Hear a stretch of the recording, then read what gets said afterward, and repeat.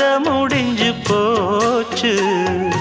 ஈசான மூலையில லேசான பள்ளி சத்தம் மாமன் பேர சொல்லி பேசுது. ஆறாத சோகந்தன்ன தீராம சேர்த்து வச்சு ஊரும் சேர்ந்து என்ன ஏசுது.